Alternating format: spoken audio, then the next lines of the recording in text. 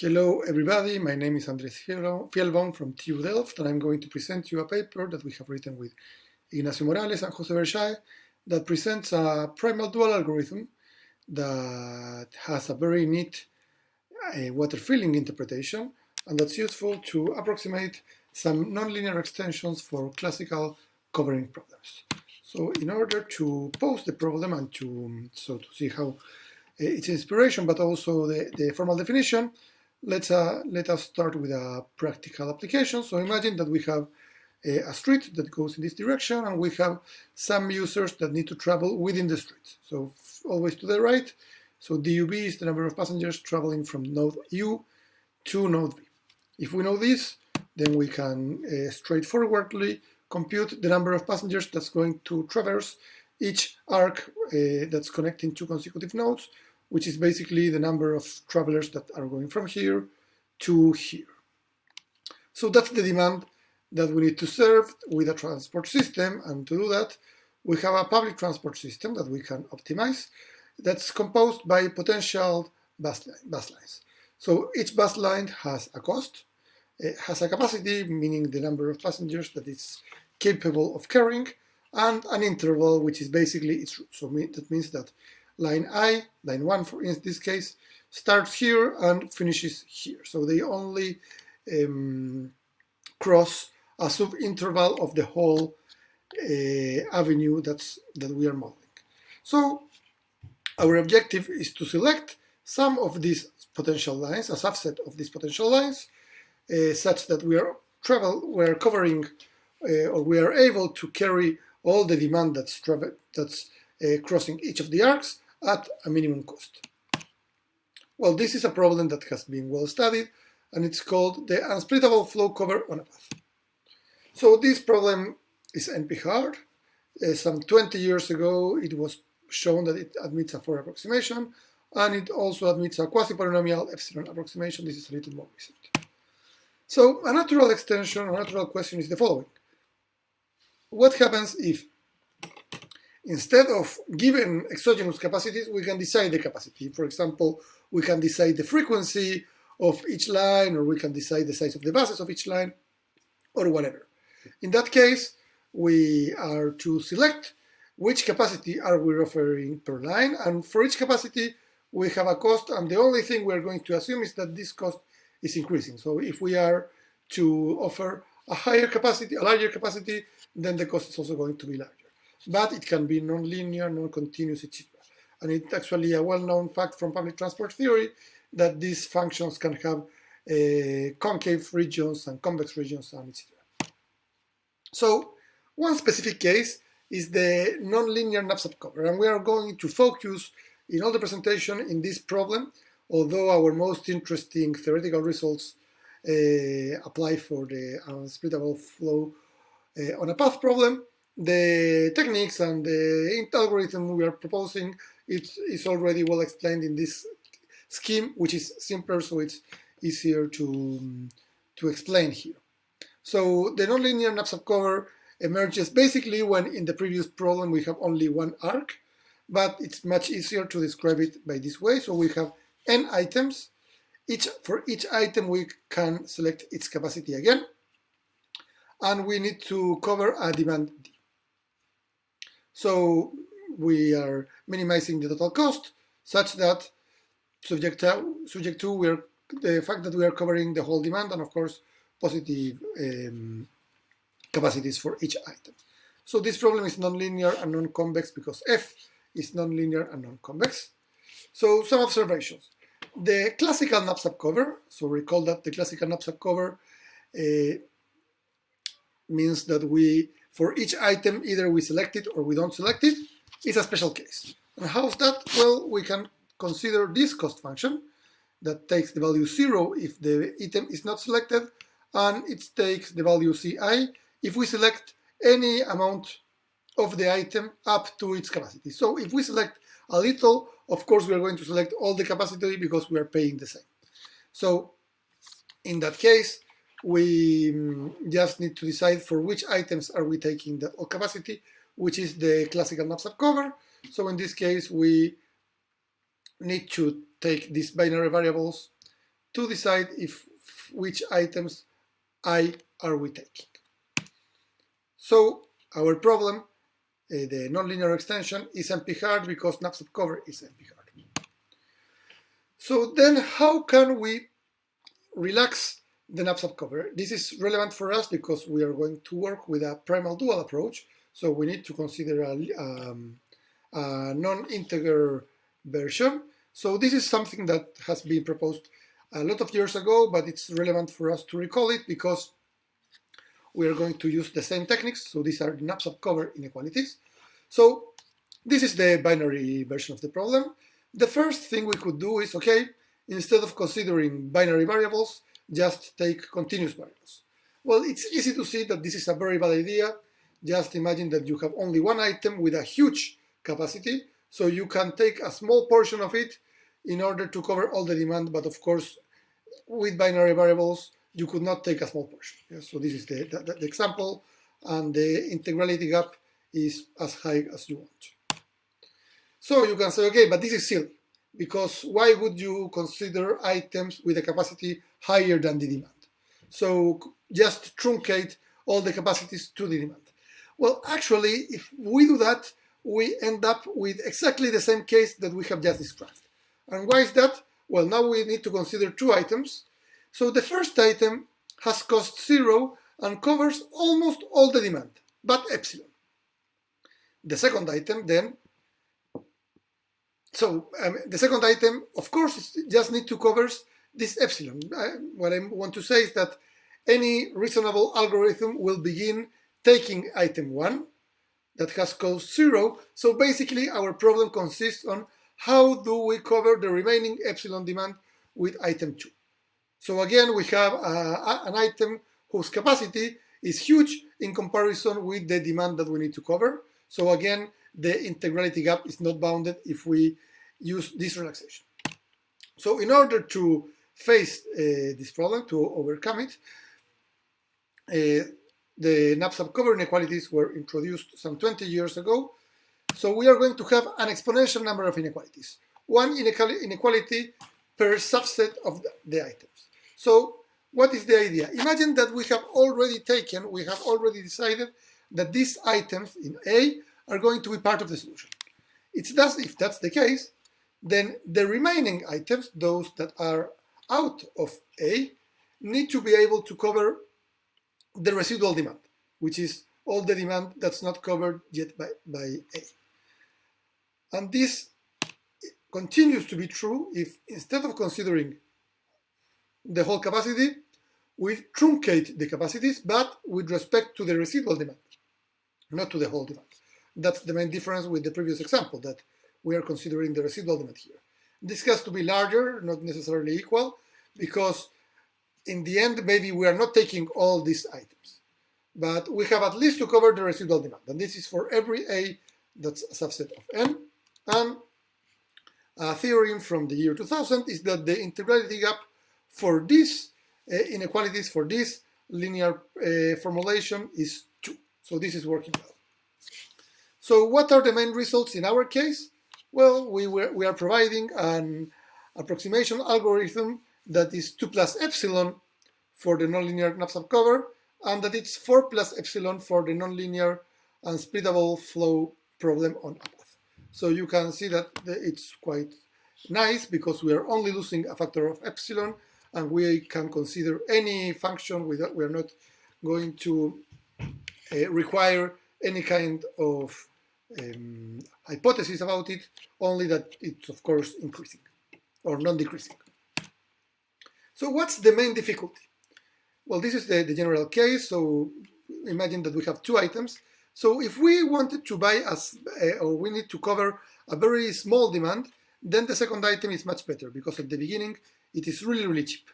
But if we need to cover more of the demand, then the first item starts being more attractive because although the first part is expensive, then we reach another segments that are really, really cheap. So maybe it's worth buying or taking this part to our solution in order to reach these cheap superior segments. And basically the question is that one, the trade-off. When is it a good idea to start buying expensive inferior segments of an item or inferior components of an item when the superior ones are really, really cheap? When in the end we reach parts in which the function increases really slowly. That's the main question. So in order to study this problem, we are going to do it in this presentation in a simplified scheme. You can see how to generalize it in the paper. Actually, in this scheme, we do not lose the epsilon, it's just 2 and 4. So what we are going to assume is that the function is piecewise linear, and moreover, that all the pieces have a width 1. So basically, each of these segments of size 1 has one cost, and that cost is gi1, gi2, etc. And we are defining new variables z, I key, which are 0 or 1, depending if we take the segment k of the item I or we don't take it, 1 or 0. So the exact formulation is this one. It's the binary formulation. We have to sum all the cost of all the segments that we are taking. We need to cover all the demand. And if we are going to use the segment key plus 1, then we need to take all the previous segments of the same item. So basically, if we want to take this segment because it has cost 0, we need to take this segment before. The knapsack cover inequalities now look a little different because we are not considering subsets of the set of items that are taken or not. For each item, we need to see how many have we taken yet. So for each A, that's a vector that has one coordinate per item, each A is telling us how much have we taken so far. So in this example, we have taken 2 of the first item and 0 of the second item. And for each A, we need that the rest of the items are enough to cover the residual demand. And again, we are going to truncate with respect to the residual demand. So if the second item, so in this case, the total demand was 5, so the residual demand is 3. So in the second item, if the second item had a capacity of 4, well, the fourth segment is now out of the problem because we are never going to take it. So now we are only going to look at these 3 segments. So how can we cover the residual demand 3? We can take zeta 1, 3, zeta 1, 4, zeta 1, to 2, to 3. And instead of considering that zeta 1, 4 has to be, zeta 1, 3 has to be 1 in order to this guy to be 1, we are going to replace this by inequalities. So to cover 3, what we cover with item 1 and what we cover with item 2. This is what we cover with 1 and what we covered with item 2. And instead of considering the inequalities between zeta 1, 4 and zeta 1, 3, we're not going to require that zeta 1, 4 is not larger than zeta 1, 3. What we are going to do is to replace zeta 1, 4 by this minimum. So please note that when we optimize, it is exactly the same because you will never take zeta 1, 4 larger than zeta 1, 3 because it makes no sense. Because eventually, in this minimum, in that case, we are going to use zeta 1, 3, so you will be paying more than what you could pay. So it's the same. And of course, the same thing is valid for the second item. So these are the linear inequalities. So the second item has this, the contribution of the second item has this form. And what we are going to do to linearize these minimums is to consider a bunch of new inequalities. So this is the first one. So what we could, the contribution of item 1 plus we are selecting these variables at each minimum. So plus zeta 1, zeta 2, or zeta 3. A different inequality is to consider zeta 1, zeta 1 again, and zeta 3. So now in this minimum, we are selecting zeta 1, etc., etc. So we have now a lot of inequalities because we are first indexing by A, and for each A, we need to consider all the possible selections of this minimum. So it's really, really exponential. And the relaxation looks like this. So we need to minimize the cost of the segments that we are taking, subject to the fact that we are covering the residual demand for all AF. So OA we have already explained, and F basically is showing how we are selecting the indices in these minimums. The exact meaning is not relevant, so I'm not going to say it. Of course, it is detailed in the paper. What I want to focus a little is in this tau. So tau is the number of times the variable zeta ij appears in the inequality. So in this case, the three zetas has tau equal to 1, but in this case, tau for zeta to 1 is 2, tau for zeta to 2 is 0 because it doesn't appear, and tau for zeta to 3 is 1. And the straightforward computation gives us the dual. So the dual is basically interchanging the constraints for the cost parameters. And we are highlighting this G here because it's going to be crucial for the filling water algorithm that we are going to explain now. So we are going to explain it with an example. So imagine that we have a total demand of 4, and these are the 2 items that we can select from which we can select some segments. So at the beginning, so we have 1 bucket per segment. Each bucket has a capacity or a height that is equal to the cost of the respective segment.